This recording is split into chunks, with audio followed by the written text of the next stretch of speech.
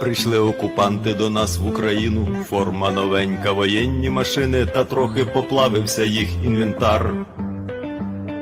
Байрактар. Байрактар. Російські танкісти сховались в кущі, щоб лаптю посорбати довбані щі, та трохи у щах перегрівся навар. Байрактар.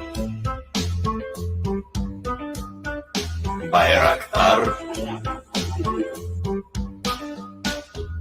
Зі сходу припхались до нас барани, для восстановлення великої страни, найкращий пастух баранячих отар.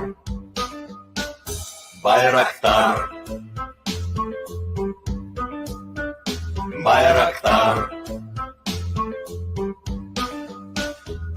Їх доводи, всяке озброєння, різне, ракети, потужні машини залізні, у нас на всі доводи є коментар. Байрактар. Байрактар. Вони захопити хотіли нас зразу, і ми зачаїли на орків образу, з бандитів російських робить примар.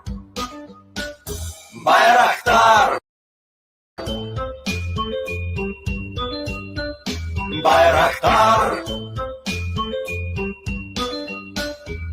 Російська поліція справи заводить, на вбивцю рашистів ніяк не знаходить, хто ж винен, що в нашому полі глухар. Байрактар. Байрактар.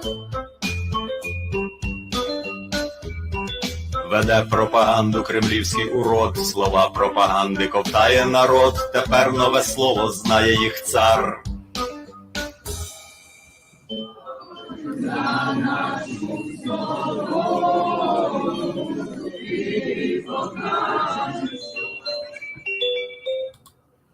What's going on, everybody? Thank you all for being here.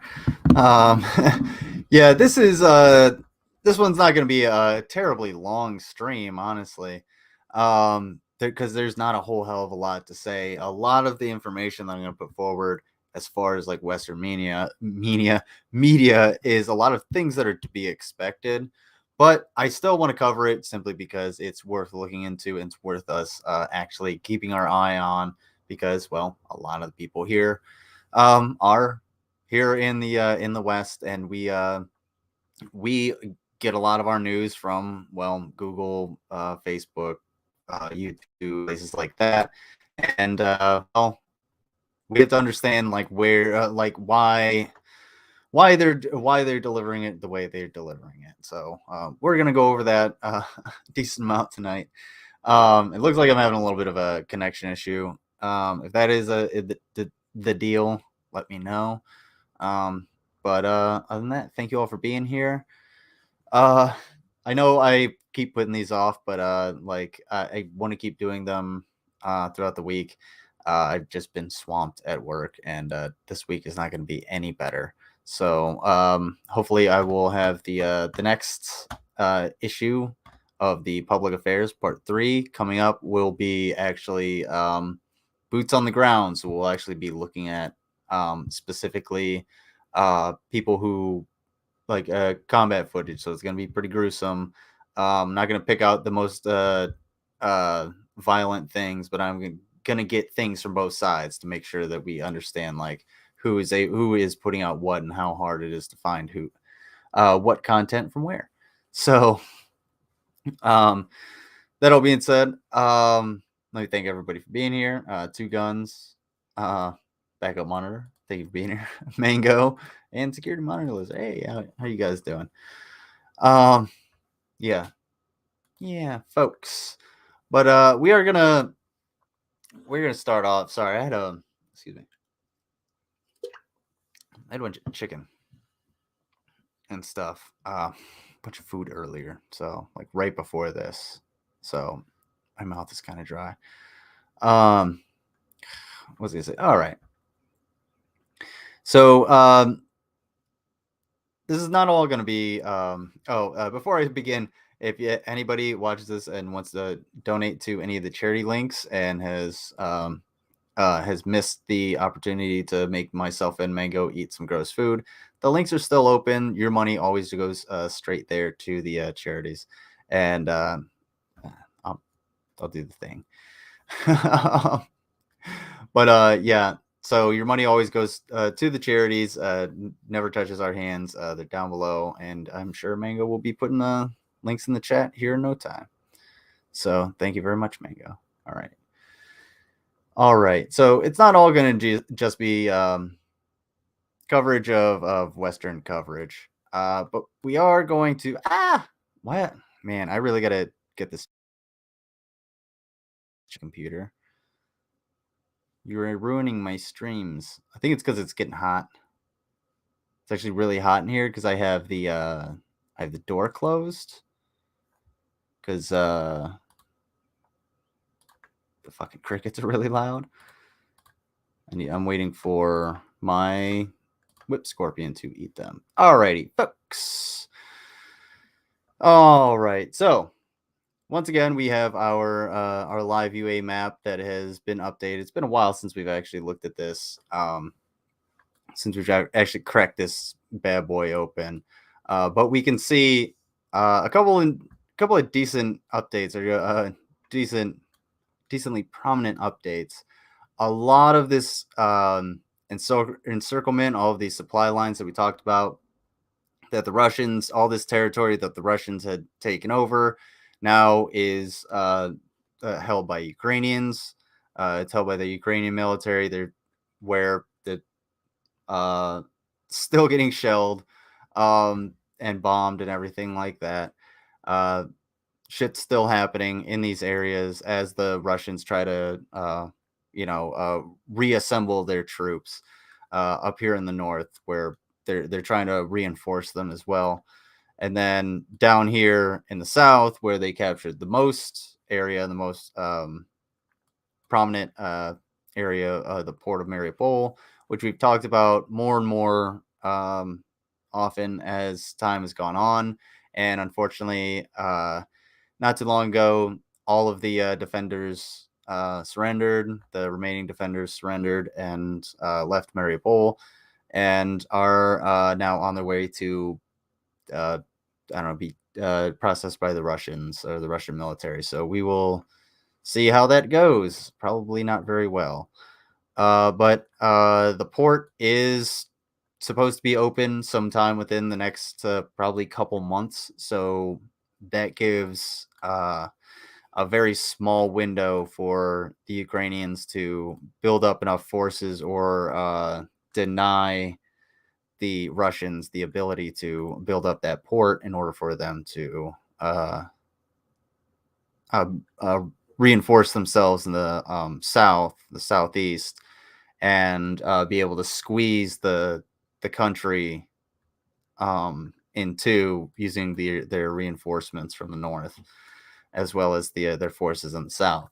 But they still have to get those reinforcements because the Russian military has gotten absolutely devastated throughout this entire campaign. And not to say that, you know, it's not like there's been a lot of casualties on either side, but the Russians really did not go. They went in here and just did not have the plan that that they needed, to say the least. So they got absolutely decimated throughout the country. But well, it's not over. As you can see, there's plenty of forces, there's plenty of support in the southeast and the east, in Luhansk, um, Donetsk, and Kherson. I think there's still a lot of fighting here in Kherson. I'm not 100% sure. I didn't really look that up before I came on here specifically, but there's still lots of fighting. As you can see, there's still lots of shelling. I did see one report of the Russians actually they're essentially running out of artillery ammunition, which is pretty impressive. They've launched that many rounds, and now they're just like, oh shit. Now that means that they have to be far more strategic until they can get a larger supply of ammunition, which who knows when that could be, you know, with sanctions and labor, COVID, et cetera, et cetera, et cetera. All the other conditions that come with it. Hang on, I gotta plug my headphones in because they just beeped in my ear. Squanch. Thank you, folks. So, all right, one sec.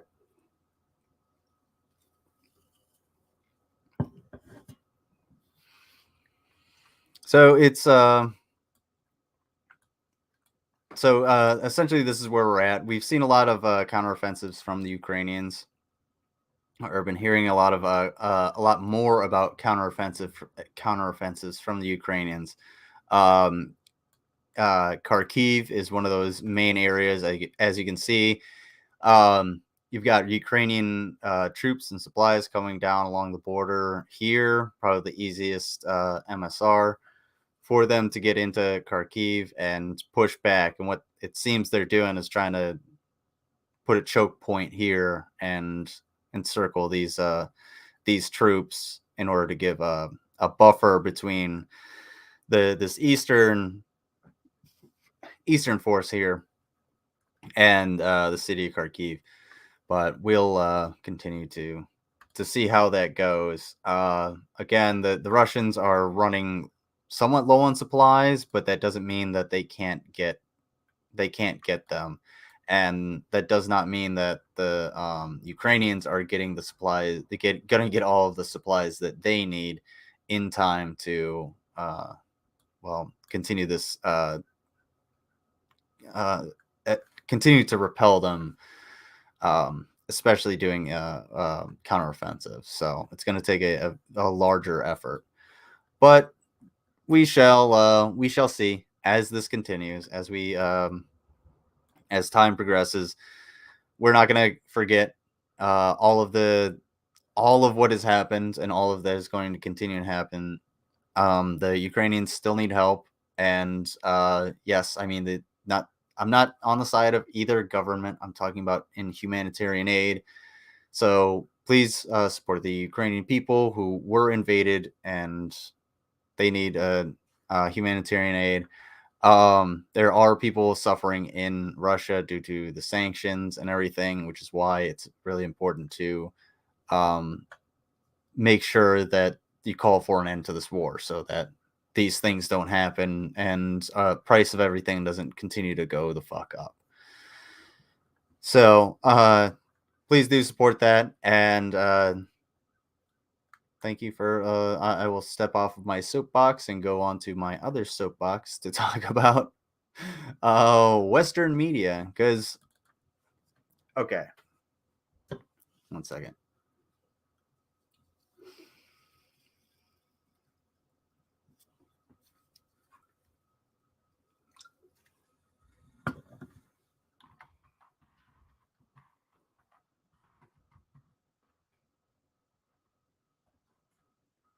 There we go. I can click on any one of these and it'll give me just about the same thing. Now, so here's what happened.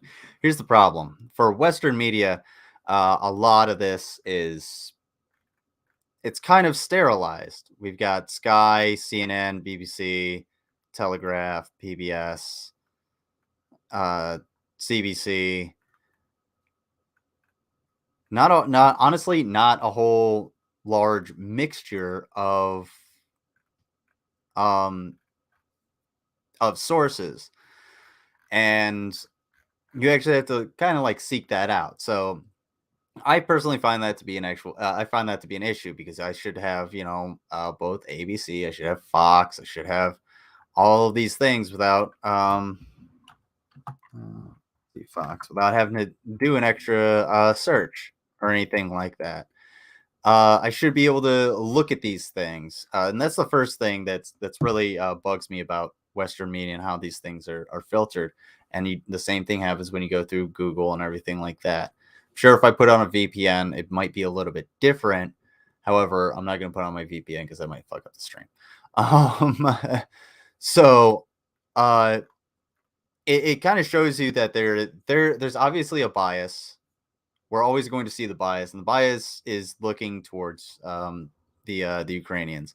Um, whether the source goes for the Ukrainian government or is on the side of the Ukrainian people, that's up to the content and like the overall content, the overall message of that, not individual stories or broadcasts or anything like that. But there's not a whole lot of what was I saying? There's not a whole lot of pro the other side unless you really look for it. The pro Russian stuff unless you look for it. And a lot of what you're going to see out of places like Fox and places like Newsmax is not necessarily going to be pro Russia or pro Putin or anything like that. It'll have the undertones of it, or it will try and do the fair and balanced type of deal a lot of the time. And CNN is famous for that. That's what they have done forever with like climate change. It's always like, okay, well, we have to have both sides. No, you actually don't have to have both sides when one of them is ridiculous. And in that case, the anti-climate change people. In this case, well, whoever the invaders of the sovereign nation are, at least in my opinion. So, and yes, again, the irony is there. So, all right. So we're gonna go ahead and just check out a couple of news stories. We're not gonna watch the entirety of these things because it's it's Fox. It's going to it's probably gonna get me a strike. But we'll check out something short. Let's see.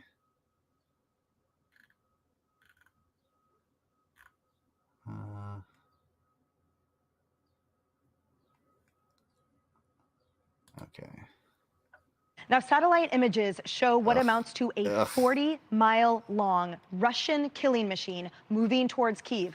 The huge military convoy filled with tanks, armored vehicles, and artillery now raises fears of an all-out assault. I'm only saying ugh because I hate the talking heads in just a general sense. On the Ukrainian capital. At the same time, there is another troubling sign in a different strategic city, as surveillance video shows what looks like cluster bombs carrying out indiscriminate destruction in neighborhoods in Kharkiv. And as powerful explosions rocked an apartment complex, a missile strike targeted the city's square, one of the largest in Europe, and leading Ukraine's president to accuse Russia of war crimes while vowing to fight on for freedom in an emotional speech he gave to the European Parliament. Watch. This is terror against the city. This is I'm gonna stop it just because of copyright and everything. But also this is like 2 months old.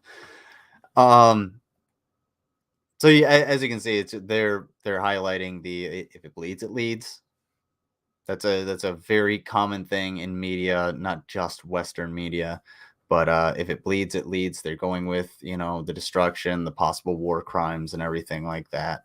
And somewhere buried in here would be the humanitarian aid. And right here we have our, you know, terror against Kharkiv, terror against Ukraine.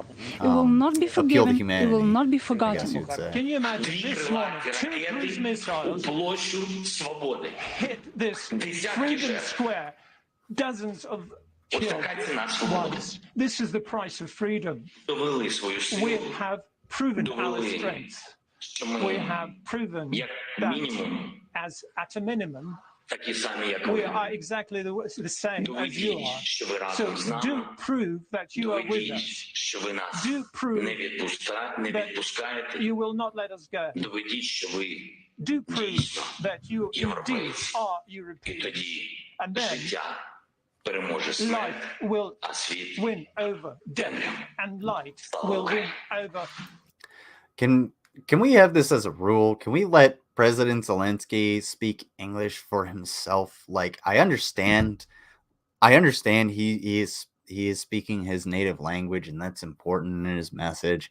But every single one of the translators that have tried to speak for him have been absolute dog shit, dude.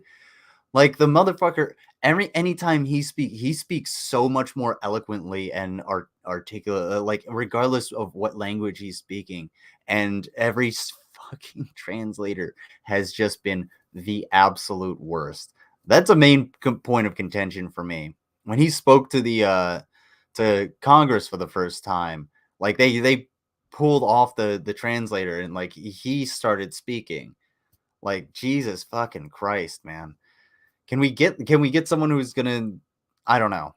Maybe it's the satellite, maybe it's the delay or something. Maybe I'm wrong, but Jesus Christ, he's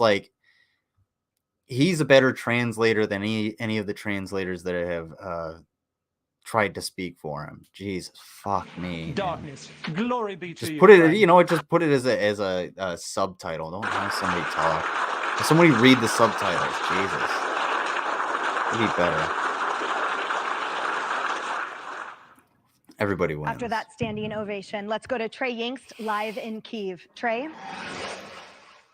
Emily, good afternoon. Sirens continue to sound across Ukraine today as the Russians.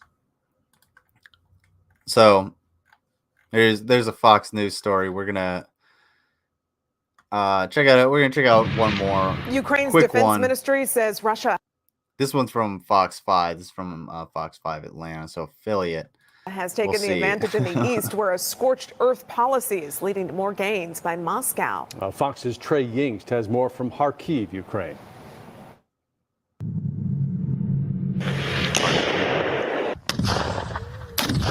It's the most intense fighting since the war started. The Russian military pounding Ukraine's front line in the east, concentrating a huge force along a narrow front, hoping to destroy the Ukrainian defenses. We're also seeing more attacks on civilian targets and infrastructure, including shelling here in the Kharkiv area that killed at least 7 people on Thursday. The fighting has reached its maximum intensity. The enemy is storming our positions in several directions. We have an extremely difficult stage of fighting ahead. Ukraine's defense ministry admitting for the first time battlefield momentum has shifted, and the Russians have the upper hand in the east. Moscow now controls at least 90% of Luhansk province, and the remaining Ukrainian-held cities there are under constant bombardment.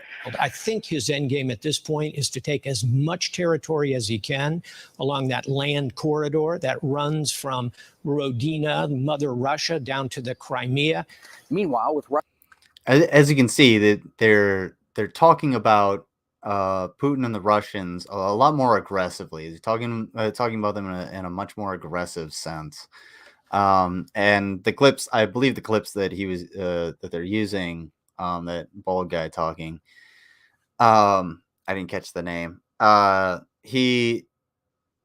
They came from Fox, like a larger Fox show, but you can see that they're talking about like Russia the still aggressors. blockading Ukraine's Black Sea ports. Millions of tons of badly needed food remain stranded. Russia claimed Thursday it was working on opening up a humanitarian corridor, but later said ships could only use the port of Mariupol, which fell to Russian forces last week. And as you can see, that he starts to get a little more somber as he talks about like the grain not being able to violation of the rules and norms in the field of international finance and trade doesn't lead to anything good. The Russians say they'll lift the blockade on Ukraine's coastline in exchange for sanctions relief from the West. In Kharkiv, Trey Yangst, Fox News. This motherfucker. that's a screenshot. I don't want. Anyway. Oh man. All right, let's take a look at a couple of their affiliates and then or affiliates channels. Let's see.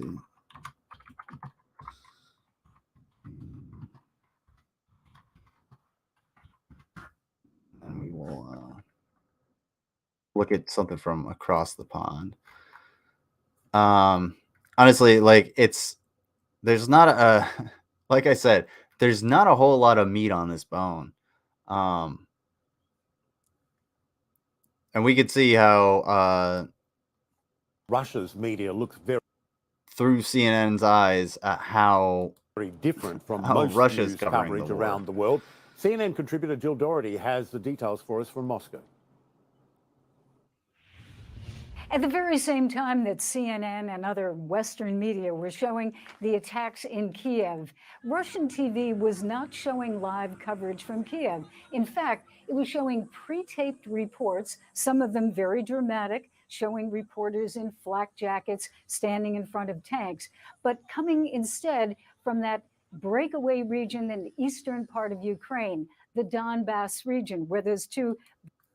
And Russia has been famous for that for forever. And I mean, that's pretty much how, you know, we've seen that when we were covering this last time, that and pretty much covering this throughout the time this has started.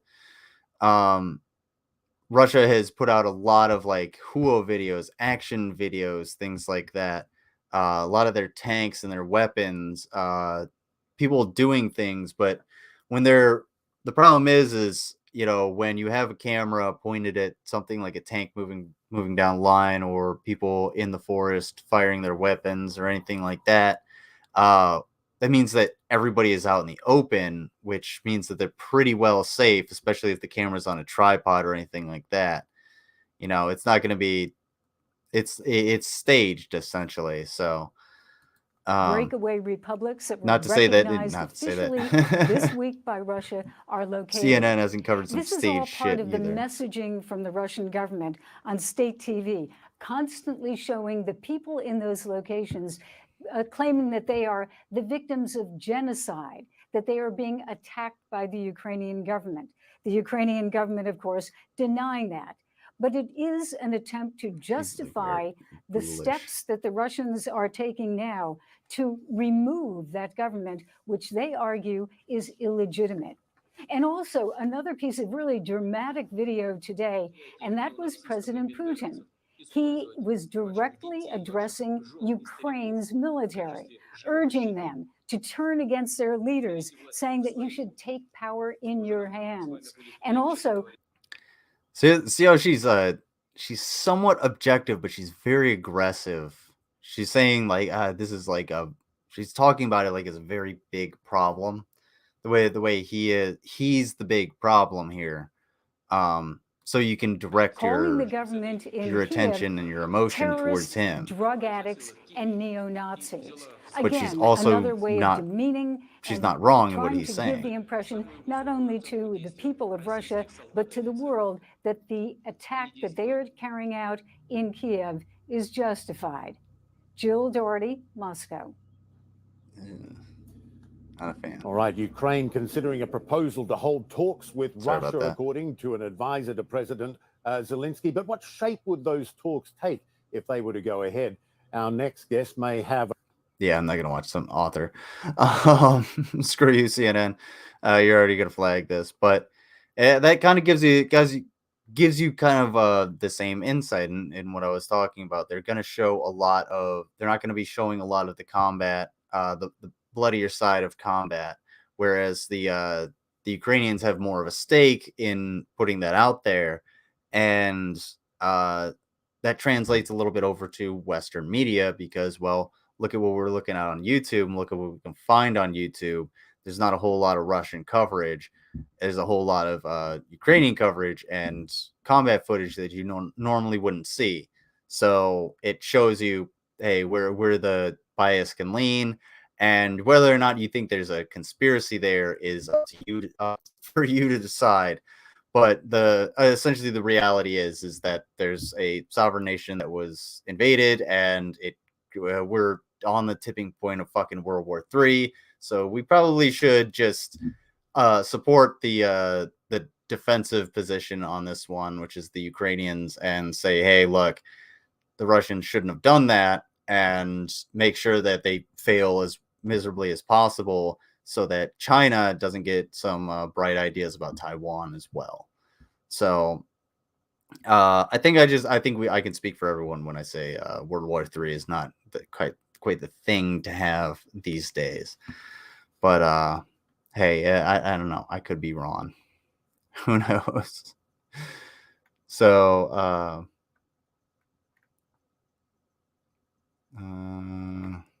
let's see.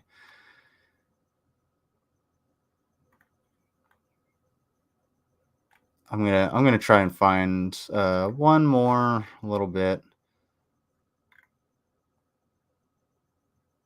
All right, I'm not even gonna look at CNN. CNN's garbage. We're gonna check out. We're gonna check out the BBC. BBC.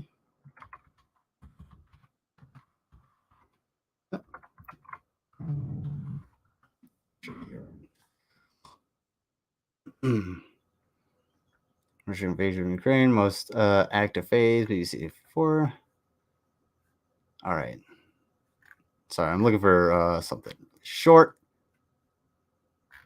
Not you.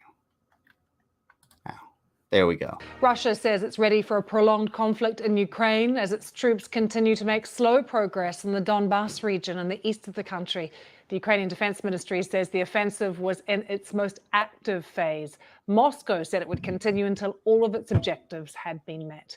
The city of Severodonetsk is almost encircled by Russian forces. Neighboring towns and villages are being heavily shelled as well. Let's take you live to Vienna in Austria. We're joined by Nikolai Petrov, a senior research fellow on the Russia and Eurasia program at Chatham House in London and professor at the High School of Economics in Moscow. Good to have you with us for your perspective, Nikolai. Are we in a new phase of the war?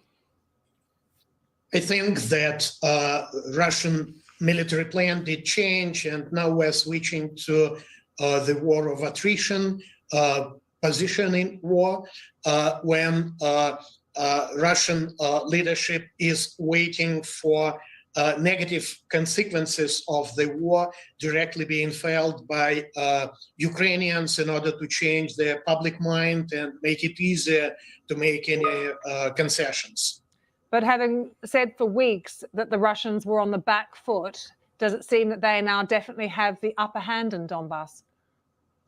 I think that they are closer to the task proclaimed to restore borders of self-proclaimed Donetsk and Luhansk republics to administrative borders of proper Ukrainian regions. But what I call territories with there's not a whole lot there. But and like I said, going into this, there honestly is not a terrible amount of meat to it. I mean, it's pretty predictable.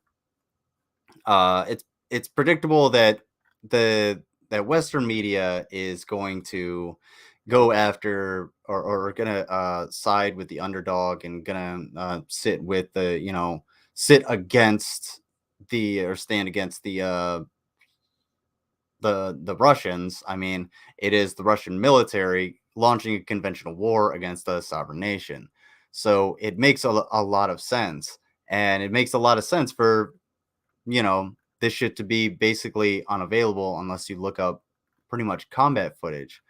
And the thing is, like, it's like I said before, this presents a big issue because there's not a way for, like, I'm 38 minutes in, and there's not a way for me to really look at anything other than like RT or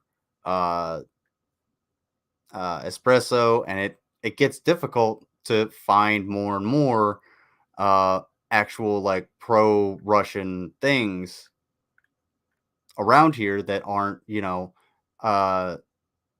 deep into the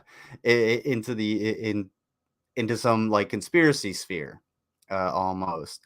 And the same can actually go for the Ukrainians. There are people on the Ukrainian side that I have seen that are very, very, very anti-Semitic. There are people, there's a few people, and these folks will come up when we do the boots on the ground next time. These people will come up, and essentially they, one of them is very pro-Russian, and he's happy that the Russians took over and everything like that. So the people are there. It's just that they're few and far between. And I think there's a real discussion to be had about whether or not, or rather, how do we approach showing both sides when we can actually prove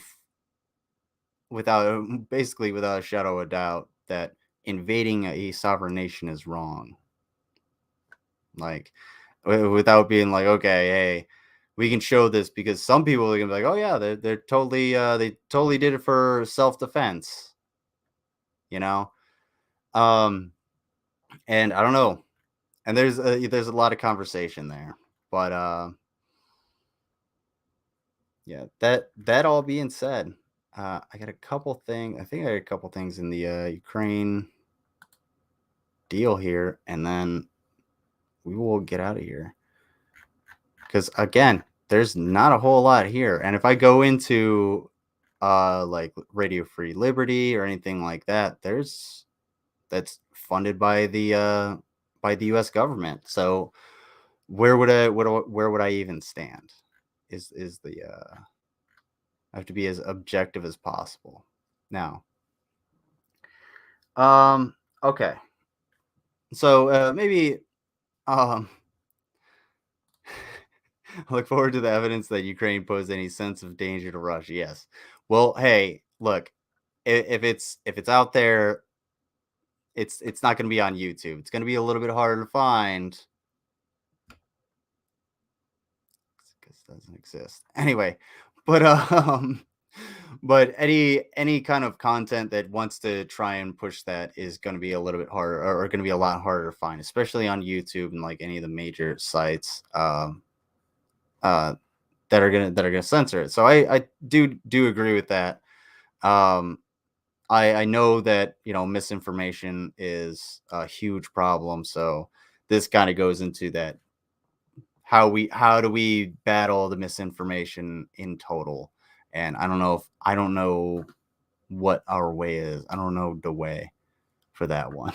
But yeah, hopefully that evidence comes to light at some point. It will absolutely blow everyone's mind, and I'm sure it will be totally believable. But all right. I'm going to leave everybody with a little something. A little something to think about. So a lot of the time when I do these things, we talk about the cost of war, and that there's a lot more that goes into it. Again, on the TV tower video, I've said this. I'm not going to show that one. I'm going to tell you what it is, but you can look it up yourself. That's the cost of war. But there's a lot more that goes into that, and a lot more that we have to think about, like care afterwards. What goes into the after effects of war? What happens after a bomb falls? What happens after a bullet is fired? What happens after someone is hit with, you know, shrapnel or loses their home or something like that? And one of the main casualties we have to make sure we think about is children. So I'm going to leave you guys with something. This is from Ukrinform TV. It's just a cartoon that they put together. If anybody wants to translate it and make sure that it actually does say what it says, I don't know. But this is just a way for children to understand not to play with the unexploded ordnance that's all around now, because they live in a war zone. And children are, I mean, kids are dumb. They'll pick up anything and play with it and expect it not to blow up in their hand. And, well, you know what? Sometimes they just think like a bomb or something is cool. They just see it and like, okay, yeah, we can throw it and it'll blow up. If you throw it in the ravine, it blows up. But by the time you get to the ravine, it's already blown up in your hand. So please try to... The only thing I just want everyone to keep in mind is just that there's after a bomb falls, there's a lot more that happens. There's a lot more that happens after the dust clears, and this is one of those things. One of the reasons that you will see people, media, myself, human rights groups harp against cluster bombs and landmines is because cluster bombs leave bomblets all over the place, and those little bomblets don't typically, not all of them explode. So maybe if 5% out of 1,000, that's what, 50 little bomblets that can, you know, blow your leg off are sitting around just scattered throughout the city, and multiply that by however many bombs fall. So those have to be cleared out, and that takes time, that takes manpower, and you have to do that in a war zone while, you know, sustaining a country as well. And a lot of the time, well, you have civilians who are just like, well, we're not part of that. We're, you know, I'm the baker and the barber, so I'm going to take my family to the park. Well, hey, I'm not the one picking up landmines. My kid doesn't typically know what a landmine is. Нашої країни є однією з найбільш замінованих у світі. Саме час потурбуватись про безпеку діток, особливо, коли вони не з вами. Дивіться разом це відео, щоб уникнути нещасних випадків через масові замінування вибухонебезпечними предметами. Привіт! Мене звати Котусик. Я дуже скучив за прогулянками на вулиці та грою з друзями. Ти теж? Тому сьогодні пропоную тобі пограти в особливу гру. Наша гра називається I wish I could «Безпечно translate for you guys, but небезпечно». I cannot. Так ти дізнаєшся, які іграшки можна брати в руки, а до яких не можна підходити. Інакше буде боляче. Дивись уважно. Праворуч м'яка Also, there's... Fuck you. What'd you do? There's like plenty of jokes here, but I'm not going to tell any of them. іграшка, яку можна брати в руки. А ліворуч ти бачиш таку велику сіру штуку. До неї навіть не можна... All right, so typically this is a landmine. This is what they would say. Oh, it's a landmine, and there's a big difference. This one is more of like it looks like what you would see in Fallout as the fragmentation mine, but this is more of actually a anti-tank or anti-vehicle mine.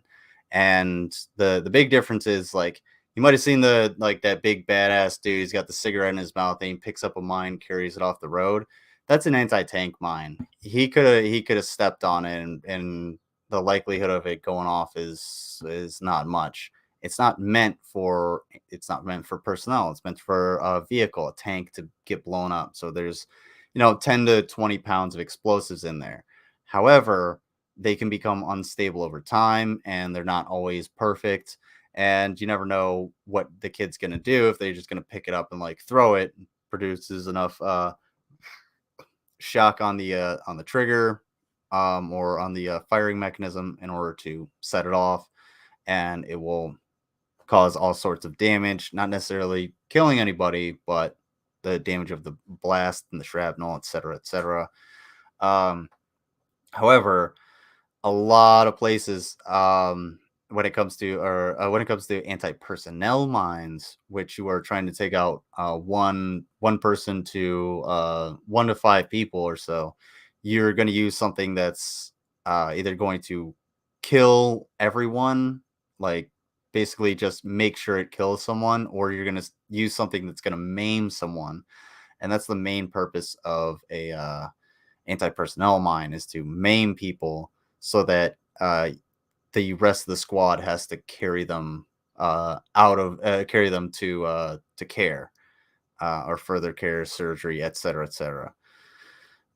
So a lot of what kids will come across is these anti-personnel mines, booby traps, things like that, and that's where they lose legs and arms, eyes, their hearing, get TBI, etc., all those types of things. So you have to think, this is a cartoon about making sure that you don't get your arms blown off as a kid. ...не підходити, навіть якщо буде дуже цікаво. Що треба зробити? Правильно, відійти від цієї сірої штуки та покликати дорослих. А тепер твоя черга. На екрані ти бачиш 2 іграшки. Одна безпечна, а інша – ні. Як гадаєш, яку можна брати? Давай допоможу. Молодець. Як гадаєш, яку можна брати? So, a lot of the time too, especially with things like artillery shells, things that are launched en masse, hand grenades, not so much, but it's possible. When they become duds. So when you throw it, the fuse doesn't go. There's something that doesn't work. So you can have an artillery shell just fall on the ground, and typically what they'll do is they will fall into the ground. They'll just dig in, and it'll be stuck there and get buried. And if it gets blown out of that hole that it dug, and it's just sitting on the ground or whatever, or if it gets dug out in a construction project, all you have to do is bump the fuse a little bit, and it could go off. And this, if it's something like everybody's been all about this, the M777. I believe it's a 155 shell. These 155 millimeter shells are what they used to just massacre troops in the Iraq War using roadside bombs, because they were everywhere. They're super effective, and it's a massive piece of artillery, or piece of ordnance, excuse me. Молодець. Як гадаєш, яку можна брати? And same with bombs, because there's bombs everywhere. If they drop a ton of bombs, if they drop 1,000 bombs, 5 of them don't go off, well, that's 5, let's say 500-pound bombs just chilling out somewhere in the city. Some kid might want to play horsey with. Молодець, ти тепер у безпеці. Right? Гайда тепер на дитячий майданчик. Там стільки цікавих і яскравих предметів, але вони також можуть бути небезпечними та зробити ваву. Якщо ти побачив такий предмет, не підходь до нього та не чіпай. Це міна, і вона дуже небезпечна. Якщо ти знайшов схожий на ці предмети, поклич дорослих. And let me go back just a quick second. We can do this. There we go. So they're actually using this triangle. This triangle isn't for nothing. This same triangle is what is a universal sign used for mines. If you see a minefield anywhere in the world, it will have hold on, I can even show you.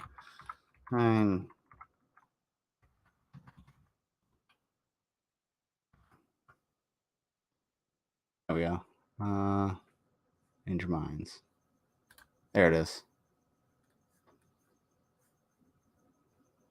There you go. Oopsie. So this is typically what's put up for minefields. These ones, these are the ones that like military units typically use. These danger mines. Not anything like not typically anything like our military would typically use this. But I imagine that's what they're using as their standard as well, and that's why they're like, hey, red triangle means it's a mine. Пам'ятай, про знахідку треба обов'язково повідомити за номером 101 та 102. Запам'ятай це та будь здоровий. See, they know what they're doing. All right.